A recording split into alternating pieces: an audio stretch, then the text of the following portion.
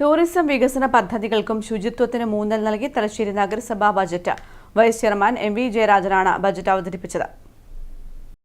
126 കോടി 15 ലക്ഷത്തി 4,399 രൂപ വരവും 96 കോടി 97 ലക്ഷത്തി 73,500 രൂപ ചെലവും 29 കോടി 17 ലക്ഷത്തി 30,899 രൂപ നീക്കിയിരിപ്പും പ്രതീക്ഷിക്കുന്ന ബജറ്റാണ് നഗരസഭ വൈസ് ചെയർമാൻ എം.വി. ജയരാജൻ അവതരിപ്പിച്ചത്.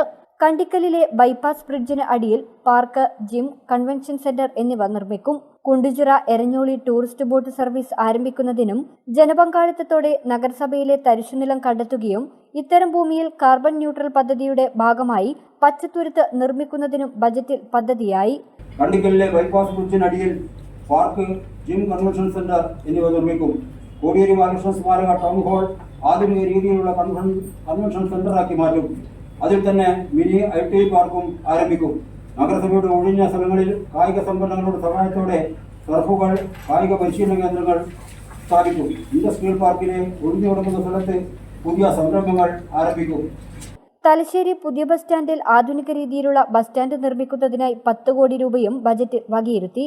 ശാരീരിക മാനസിക വെല്ലുവിളികൾ നേരിടുന്ന കുട്ടികൾക്കുള്ള സ്കോളർഷിപ്പിനായി 40 ലക്ഷം രൂപയും മാലിന്യമുക്തം നവകേരളം പദ്ധതിയുമായി ബന്ധപ്പെട്ട ശുചീകരണ പ്രവർത്തനങ്ങൾക്ക് 2 ലക്ഷവും പുന്നോൽ SSC ഫ്ളാറ്റ് നിർമ്മാണത്തിന്റെ 2ാം ഘട്ടത്തിനായി 67 ലക്ഷം രൂപയും ബജറ്റിൽ വകയിരുത്തി.